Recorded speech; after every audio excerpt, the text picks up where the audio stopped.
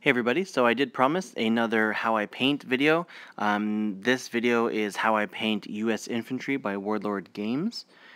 No one's at home today, just me for most of the day, so I got these four guys that were primed, I put some paint to them, and now they're done. Really quick job, as you'll see. If I can get four guys done up real quick, it's got to be an easy paint job. Again, you're not going to be winning any best painted armies with this method, but you will not lose any points for unpainted armies. It's simple, quick, and effective, and it's actually not bad. They do look good on the table, I have to say, but they're not like super awesome quality. They might get you into a magazine, maybe. Who knows? I don't know. Whatever. Anyway, so this is what we'll end off with, but we start off with this. So white prime is my preference for these guys. You might want to do a black prime or what have you, but white prime I preferred for these guys for the lighter colors.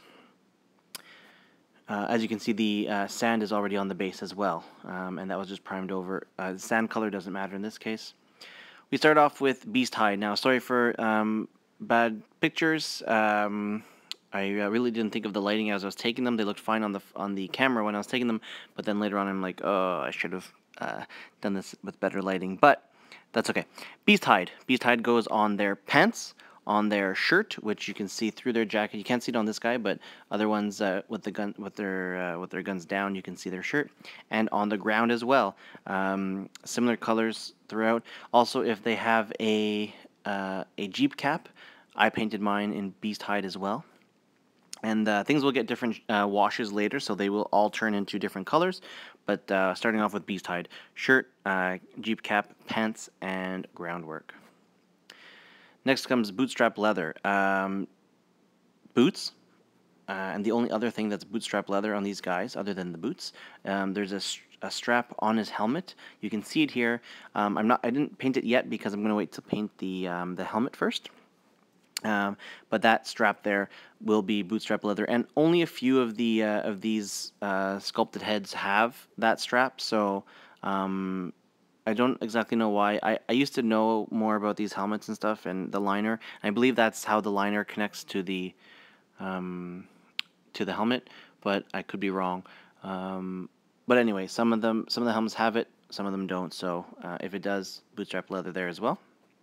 And with both of these things, you can be a little messy, especially the Beast Hide. You're going to go over any bits of jacket or webbing or gaiters that you have put paint over later. It's going to be cleaned up in the next color, actually. So Jackbone.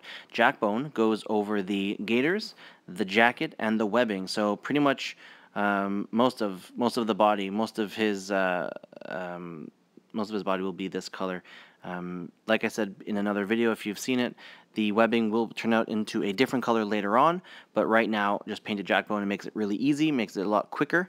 You will come back to Jackbone later on for touch-ups later, but right now just paint everything important in Jackbone. Do it cleanly now. Don't get it on the Beast Hide right now, of course. If you do, of course, there's time for cleaning up later. At this point, you want to touch up in the boots because it's going to get a Devlin mud wash. You're going to get the boots and the flooring together, or the groundwork rather. The ground and the boots will get a Devlin mud wash. Also, I did a Devlin mud bit of wash on the Jeep caps. This guy doesn't have it, of course, but that goes there as well. Originally, I actually did the wash before putting on the Jackbone, which makes more sense because if you get the wash on the gaiters, they're going to be a little messy. So you could do this first. You might want to, and then while this is drying, go back and start the Jackbone paint all over the guys. Totally up to you. It's probably the better way, and that's what I did originally. But as I was painting these guys, this is what the order I did it in for whatever reason. Next comes Guncore Brown, and that goes on the rifle. You can kind of see it here. This is my go-to color for pretty much all wood. Now, I wanted these guys to be a little different, so like I mentioned before, and as you'll see shortly, oh, that comes later. Sorry, I'll get to the wash later. Yeah, Guncore Brown. Next, I paint the helmets and the bayonet sheath in Trader Green to get that green color. And I've mentioned before, I use this green for a lot of things, the bazookas, the mortars, a lot of the green equipment, that like olive drab. Instead of using olive drab, I use Trader Green. For some reason, I like it. Okay, here you go. The guy on the left is one of the ones I'm painting now. You can see his rifle is just Guncore Brown. On the right, it's Guncore Brown with a ball red wash. So it got a red wash because you see a lot of Garans or Gurons. They have that nice rich wood color.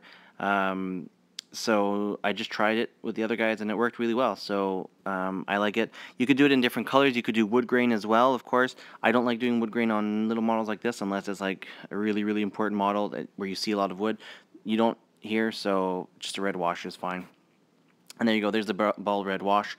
While that's drying, and the reason I did the helmet and then the gun, I don't know why I did it like that, but that's the way I did it. In this case, now that that wash is drying, I have a little time to go over and do some other things. So I did use Battlefield Brown, which is a dark brown, for the soles of the boots, and you can see there at the bottom. Not all the models have it. Only the ones that have their feet lifted up in some way, you'll actually see it. And the strap of the gaiters goes underneath, so make sure to keep that little line of jackbone there just to show that little strap. But yeah, Battlefield Brown, dark brown under the boots. When the ball red is dry, and only then, because you don't want to smudge up your wash, you get your flesh tone. Get it on the face and the hands. Not a lot of flesh on these guys, but face and hands. Some people like to do multiple layers using like the triads and stuff. Because of the way I like to paint, quick and simple with a wash at the end, I just do my Midland flesh, and yeah, they're going to get a wash later. So I'm very happy with the way that skin usually turns out. So just be careful as you're painting around the gun. Make sure you don't get it on the gun. If you have to touch it up with Guncore Brown, it's fine. It actually doesn't show too much of a difference, but yeah, try not to make a mistake. Then comes pig iron. Pig iron is my silver of choice. So this is going to go on a bunch of things. On the gun, of course, there's a number of areas. You can see there's some stripes along the along, not the barrel, but the body of the gun. The tips, the mechanical parts, the like the bolt bit, the trigger. That's all in silver. The helmets that have that little strap on the front. With the brown, there's also a little tab that is metal, so paint that up metal too.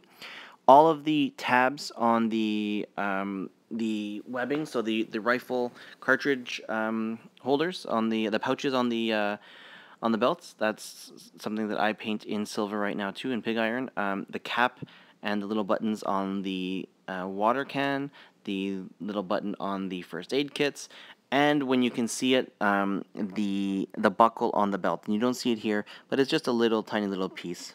I don't remember if their webbing straps require the pig iron on those little tabs on the front. I haven't painted them yet. You don't really see them, so I haven't painted those.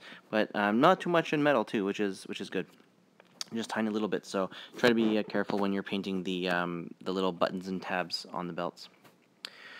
And then here comes Seraphim Sepia. Now, I bought a new one finally. So this one is pretty watered down, and it in some areas the water just dragged it down the model. So it got a nice liberal wash over the entire model, even the gun, to tone down the metal. But also in the back, I really like to emphasize the straps here of the webbing. So what you see here, it's not as shaded as I want it to be, so I actually went over and made sure that little V at the top of where the two straps cross over each other, make sure there's enough shade just on the inside of that V, so when you paint the webbing later, excuse me, it'll really pop out, because it'll be quite a few tone differences between the shaded area and the webbing. So make sure, especially in that area, you get a nice shade. But everywhere else, all the creases, the sculpting is actually pretty good on these models. So you're gonna get the shade into a lot of little cracks and creases in the fabric, and it's gonna work really well. And then, oh, there's another blurry one. Actually, I think we're focusing on the Norman Archer for some reason. Anyway, Thrall Flesh, slightly different color from the Jackbone, just slightly, but just enough, especially after the wash, that it makes a difference. So here you can't really tell, of course, but in other photos you can. In real life, you can tell the difference between Thrall Flesh and the washed Jackbone. Then we have Hammerfall Khaki, and that's going to go on the webbing, the netting on the helmet. And what I did on this type of helmet, because the netting is very widely spaced, I used a brush and I painted each line individually. Only took like a minute. The other netting, some of the helmets have a very dense netting, very close together, so just a dry brush works really well with those guys. And then that's really simple. Add your favorite Citadel or other grass. Mine is, for my Americans, it's the Glade grass, but for other units, other models in other games, it's the Scorched grass. But I can go back and forth, and I just use the brighter one here for whatever reason. But now I'm trying to be consistent. And there you go. They're done now. And as you can see there, you can tell the difference between the straps and the jackets. It does pop pretty well. Before the wash, the Seraphim Sepia wash, of course, you make sure you go through and do touch-ups all over the place. Make sure there's no loose bits of flex here and there. I did have to touch up these models a few places, but you know, it's very quick. It's not a lot to do. Hair is something I didn't mention. You can paint your hair whatever color you wish. I actually cheated and I used bootstrap leather on all of these guys, whereas normally I do use different types, different hair colors. But I will be painting more of these guys, so I'll probably avoid the bootstrap leather for those guys. And you know, I use rucksack tan for the blonde guys, and Crixbane base for the darker hair guys.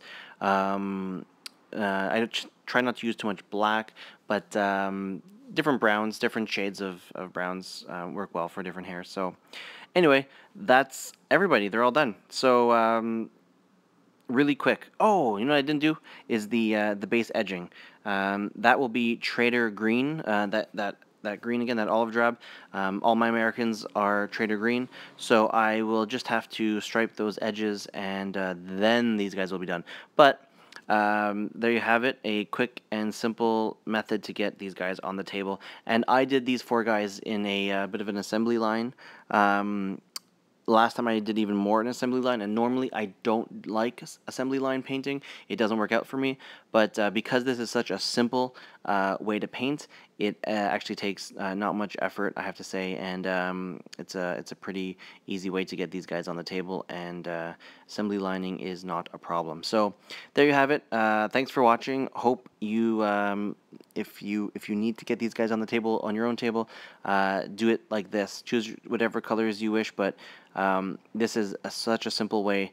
In the end, it's Seraphim Sepia that totally does all the work for you, really. I have to admit, I'm not an award-winning painter, but I do get my stuff on the table. Thank you again. I hope you're having a great day or night whenever you're watching this, and enjoy. Thanks a lot. Bye.